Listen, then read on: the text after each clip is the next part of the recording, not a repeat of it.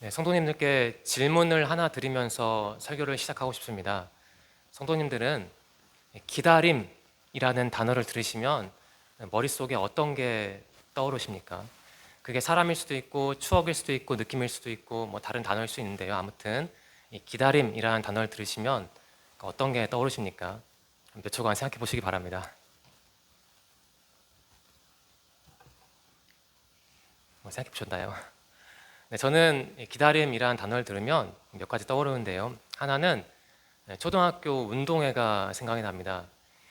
요즘도 그렇게 하는지는 모르겠는데요. 과거 운동회 때그 달리기 종목이 있지 않습니까? 네, 제가 초등학생 때그 출발선에 서서 그 선생님이 주는 그 신호음을 기다릴 때 제 심장이 막 뛰었던 기억이 납니다. 네, 그런 기다림이 있죠. 그런 기다림은 나를 긴장시키는 기다림입니다. 또 다른 기다림도 있죠. 가령 군대에 간 자식이 휴가 나오는 날에 부모는 자식을 기다리면서 기뻐하고 기대하지 않습니까? 그러한 기다림은 나를 기분 좋게 만드는 기다림이죠. 그 배우 윤여정 씨를 아시죠? 네, 그분이 가수 그 조모 씨와 결혼해서 1970년대 미국으로 넘어가서 한 10년 정도 이민 생활했습니다. 당시 아시다시피 결혼 생활이 순탄치 않았다고 하죠. 타국에서 정말 힘든 일을 겪은 겁니다. 당시 상황과 관련된 일화가 있는데요. 윤여정 씨가 그렇게 힘든 미국 생활을 할 때 손꼽아 기다린 날이 있었다고 합니다. 혹시 아십니까? 혹시 아시나요? 택배가 오는 날을 그렇게 기다렸다고 합니다. 택배가 오는 날이요. 그분은 주로 혼자 지내면서 물품을 이렇게 택배로 주문했는데 먼 타국에서 외롭고 힘들지 않습니까? 그런데 택배가 오는 날이 자신에게는 거의 유일한 의미 있는 날이었대요. 그 물품을 기다리면서 삶의 의미도 찾고 그 삶의 소소한 행복을 누렸던 겁니다. 그러한 기다림은 현실의 고통을 극복하는 기다림이죠. 그러니까 차가운 현실에 틈을 만들어서 나에게 기대감과 기쁨을 주는 기다림이 있습니다. 비록 내 삶이 지금 이렇게 힘들지만 나는 그러한 기다림 덕분에 앞으로 나아갈 힘을 얻는다는 것이죠. 그 윤여정 씨의 그 택배 일화를 말씀드렸는데 저는 그 일화를 듣고 마음에 이렇게 동화가 됐습니다. 왜냐하면 저도 비슷한 경험이 있었거든요. 20대 후반으로 기억하는데요. 그때 뭐 말씀드릴 수는 없지만 개인적으로 안타까운 일이 있어서 좀 힘들었습니다. 근데 제가 돌아보니까요. 그때 그 인터넷 서점으로 책을 그렇게 주문을 했습니다. 그 책이 물론 택배로 오잖아요. 보통 다음 날, 다다음 날 오는데 그 책이 오는 날이 그 택배를 받는 날이 저에게는 당시에는 거의 유일한 좀 보태서 말씀드리면 희망의 날이었습니다. 그래서 저는 그 윤정 씨의 기다림을 나름대로 이해할 수 있습니다. 혹시 성도님들도 윤여정 씨처럼 무언가를 기다리면서 삶의 고단함을 잊고 또 삶의 희망을 느끼신 적이 있습니까? 오늘은 대림절 첫째 주일입니다. 대림절은 성탄절 전 4주 동안 예수님의 오심과 탄생이죠. 오심과 다시 오심을 기다리는 절기입니다. 앞으로 4주 동안 우리는 이 기다림이라는 주제를 깊이 묵상해야 하는 것이죠. 사실 그리스도교 신앙이란 다른 게 아니고요. 예수님을 기다리는 것이 아닐까 합니다. 그러면 성도님들께 질문을 드리겠습니다. 예수님을 기다린다 라고 말은 하는데 그게 구체적으로 무엇일까요? 어디 카페에서 내 친구를 기다리듯이 예수님을 기다리면 예수님이 오시는 걸까요? 주님을 기다린다 말은 쉽죠. 하지만 그 쉬운 말을 내 말로 표현하려면 은근히 어렵습니다. 네, 오늘 저는 주님을 기다린다는 게 구체적으로 무엇인지 성도님들과 같이 나누고자 합니다. 예수님을 기다린다는 것은요, 다른 게 아니고요. 그분이 어떠한 분인지 예수님의 정체성을 아는 것이라고 저는 묵상 끝에 깨달았습니다. 우리는 주님을 기다리는 사람들이죠. 주님을 기다리는 사람들은요, 다른 사람들이 아니고 그분의 정체성을 아는 사람들인 겁니다. 오늘 설교의 본문은 예수님이 베드로를 포함한 몇몇 제자를 부르시는 장면을 보여주고 있습니다. 제자들이 드디어 스승을 만나는 순간입니다. 이 장면에요, 대림절 신앙이 담겨 있습니다. 즉 기다림의 신앙, 달리 말하면 예수님의 정체성을 아는 신앙이 오늘 본문 말씀에 담겨 있는 겁니다. 이제 본문을 볼까요? 어느 날 예수님은 갈릴리 호수에서 사람들에게 설교를 하셨습니다. 그러다가 주님은 호숫가에 있는 배 두 척을 보았어요. 그 근처에서 몇몇 어부가 그물을 씻고 있었거든요. 아마 고기잡이를 마친 후였던 것으로 보입니다. 주님은 그 중에 베드로가 소유한 배에 오르셨습니다. 그리고 이렇게 말씀하셨죠. 배를 육지로부터 조금 떼어 놓으라. 그러고 나서 주님은 그 배 위에서 아마 그 육지 쪽을 향해서 모여든 사람들을 향해서 마저 설교를 하셨습니다. 그러니까 그날 베드로는 자신에게 먼저 다가오신 예수님, 즉 하나님을 만난 것이죠. 주님은 그 배 위에서 설교를 마친 후에 또 베드로에게 이렇게 말씀하셨습니다. 깊은 데로 가서 그물을 내려 고기를 잡으라. 그러자 베드로가 이렇게 대답을 하지요. 선생님, 우리가 밤새도록 수고하였지만 아무것도 잡지 못했습니다. 그러나 선생님의 말씀대로 그물을 내리겠습니다. 네, 우리에게 무척 익숙한 장면입니다. 하지만 이 시간에 그런 익숙함을 내려놓고 한번 생각을 해보겠습니다. 성도님들, 이 장면에 담긴 고백을 어떻게 해석을 하십니까? 이 장면에 어떤 의미가 있을까요? 어떻게 해석을 하십니까? 제가 해석한 바를, 묵상한 바를 공유하고 싶습니다. 제 생각에는요, 이 여부 베드로는요, 냉철한 사람이라는 생각이 듭니다. 이 사람은 지금 현실을 아주 정확하게 인식했습니다. 말하자면 이런 거죠. 선생님, 전 최선을 다했어요. 하지만 실패했어요. 지금 이런 말을 하는 겁니다. 이 고백은 현실의 냉철함을 보여주죠. 뿐만 아닙니다. 베드로 자신의 무능함, 이렇게 표현이 되겠죠. 무능함도 보여주는 고백입니다. 저는 열심히 했습니다. 하지만 물고기를 단 한 마리도 잡지 못했어요. 라는 고백은 이런 뜻입니다. 자신은 그 세상의 물결에서 실패한 인생이라는 뜻이에요. 그러니까 이 어부는 사회인으로서는 적어도 이날은 부족한 사람이었던 겁니다. 하지만 베드로는 신앙적으로는 굉장히 탁월한 사람이었습니다. 그는 이렇게 말하지 않았습니까? 선생님이 깊은 데로 가서 그물을 던지라고 말씀하셨으니 저는 그대로 하겠습니다. 이게 무슨 뜻일까요? 앞에서는 자신의 어떤 무능함과 세상의 어려움을 말했는데 바로 이어서 이런 고백을 합니다. 그래도 말씀하셨으니 저는 그물을 내리겠습니다. 그러니까 이 어부는요, 현실의 고통에 자신의 무능함에 고개 숙이지 않는다는 뜻이죠. 베드로는 물고기를 한 마리도 못 잡은 자신의 무능함을 고백했습니다. 그 고백은 분명 씁쓸한 고백이죠. 하지만 동시에 이 고백이 보여주는 게 있습니다. 그것이 무엇이냐면요, 베드로가 자신을 심하게 자책하지 않았다는 것을 보여줍니다. 그리고 그 현실의 어려움 앞에 크게 절망하지도 않았다는 것을 보여줍니다. 저는 그렇게 느꼈습니다. 이 물고기를 한 마리도 못 잡은 건 사실 굉장히 심각한 상황입니다. 그렇지 않습니까? 그럼에도 베드로는 크게 절망하지도 않았습니다. 그러니까 자기 자신을 크게 비난하지도 않은 것으로 보여요.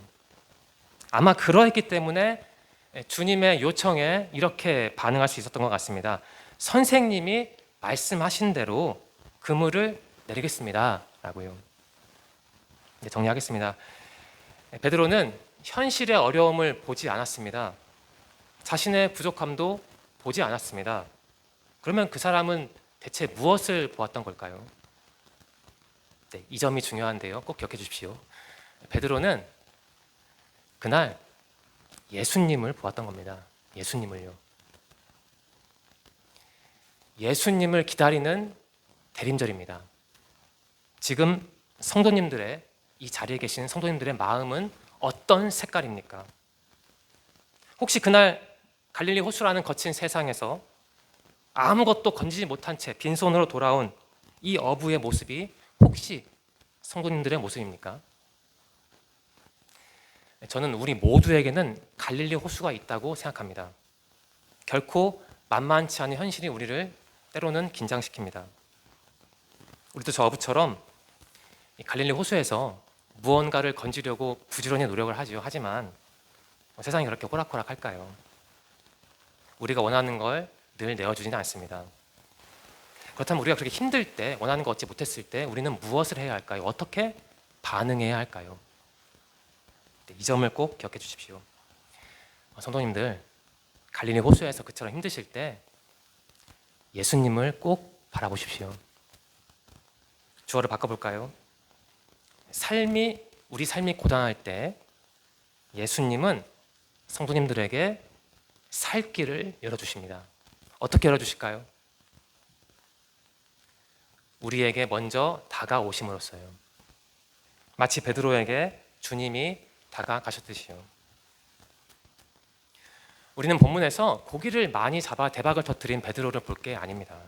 대신에 이 베드로에게 먼저 손을 내미신, 먼저 다가오신 은혜와 사랑과 능력의 주님, 즉 하나님을 발견해야 하는 것이죠. 우리의 갈릴리 호수는 물론 한국 사회입니다. 성도님들, 이 한국 사회가 성도님들 때릴 때 어떻게 반응하십니까? 주로 어떻게 반응하십니까? 아우성치십니까? 실망하시나요? 가족과 지인을 붙들고 하소연하십니까? 교역자로서 한 가지 권면을 드리고 싶습니다.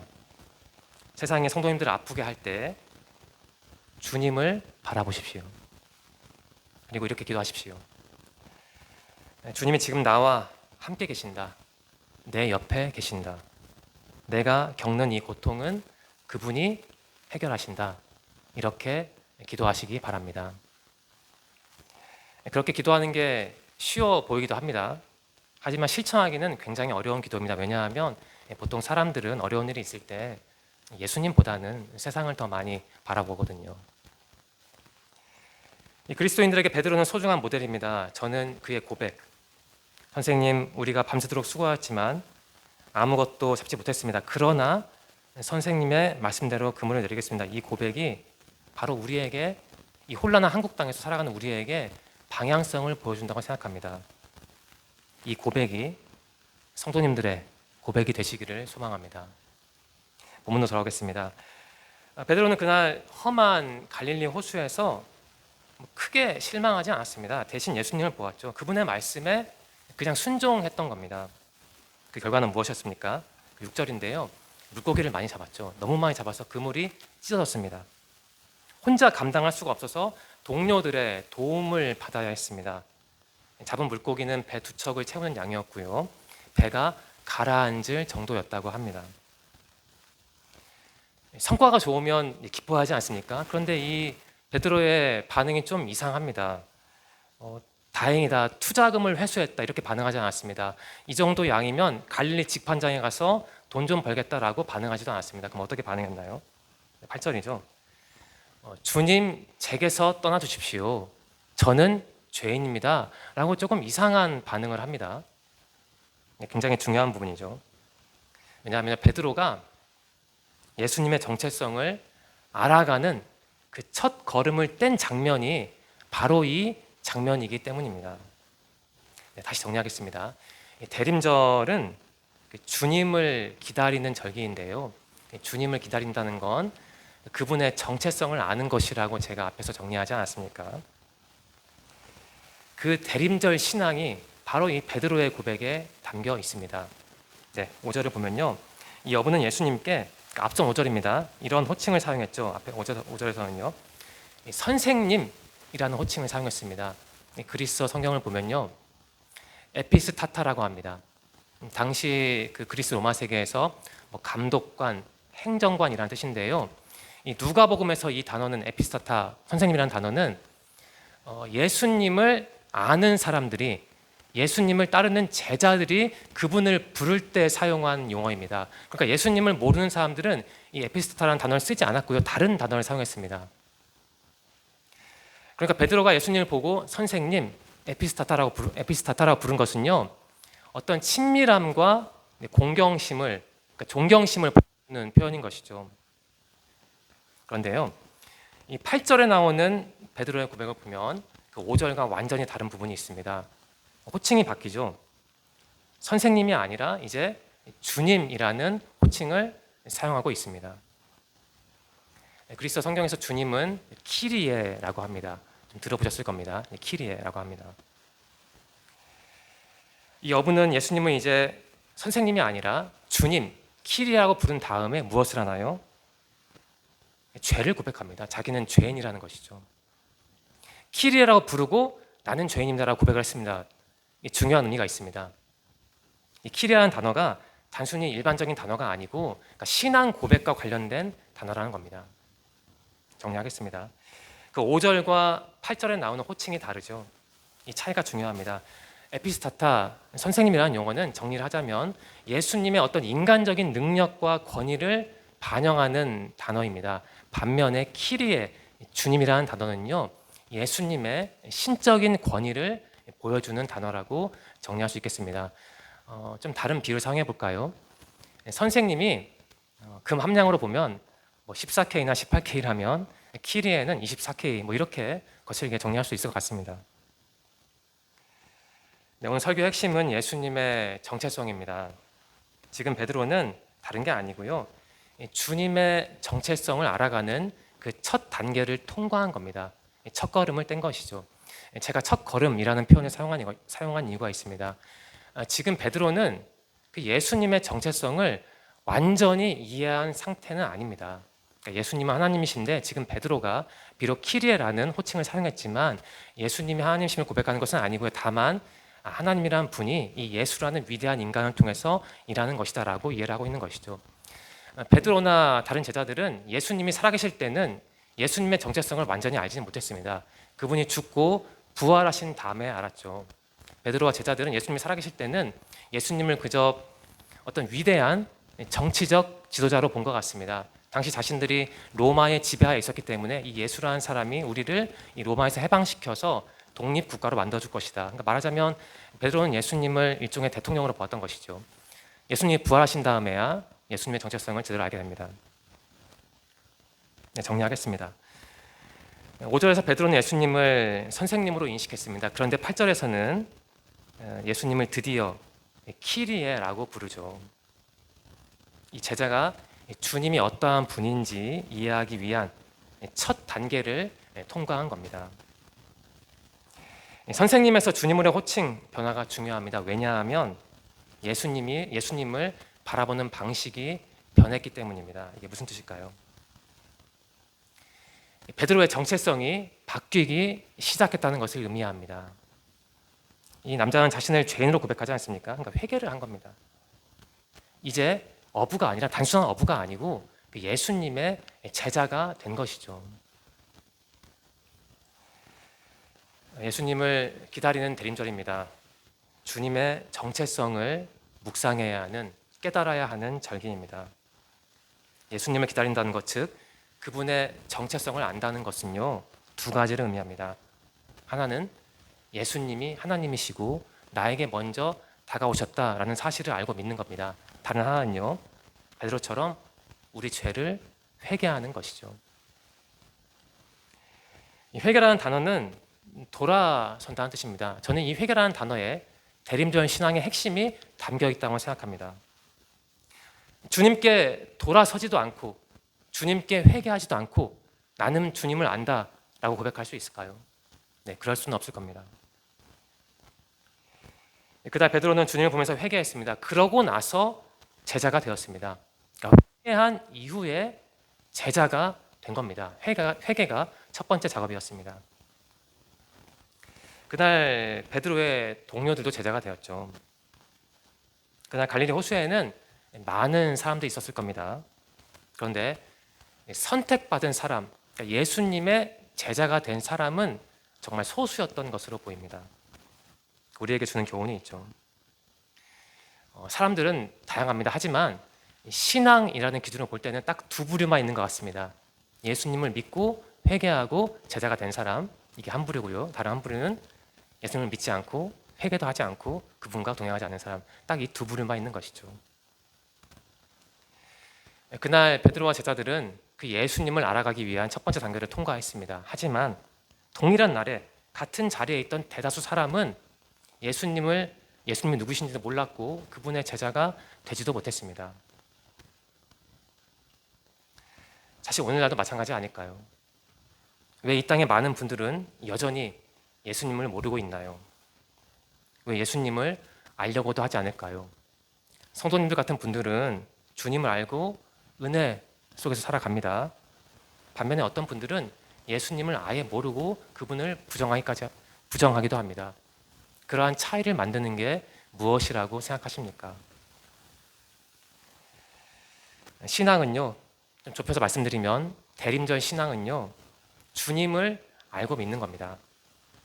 그분을 알고 믿으려면 먼저 베드로처럼 회개를 해야 하는 것이죠. 우리가 우리 자신을 바르게 만든 다음에, 즉 회개한 다음에 그 다음에 주님을 기다리는 게 맞습니다. 그분을 기다리는 건 어떤 장소에서 내 친구를 기다리는 게 아니죠. 주님을 기다린다는 건 새로운 신앙, 새로운 인생을 의미합니다.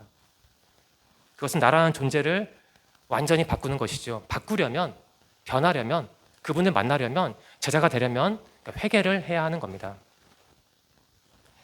네, 이제 마지막 부분인 10절과 11절인데요. 다시 돌리시기도 하니까 우리 다 함께 읽을까요? 10절과 11절입니다. 네, 시작. 세베대의 아들로서 시몬의 동업자인 야고보와 요한도 놀랐습니다. 예수께서 시몬에게 이르시되 무서워하지 말라.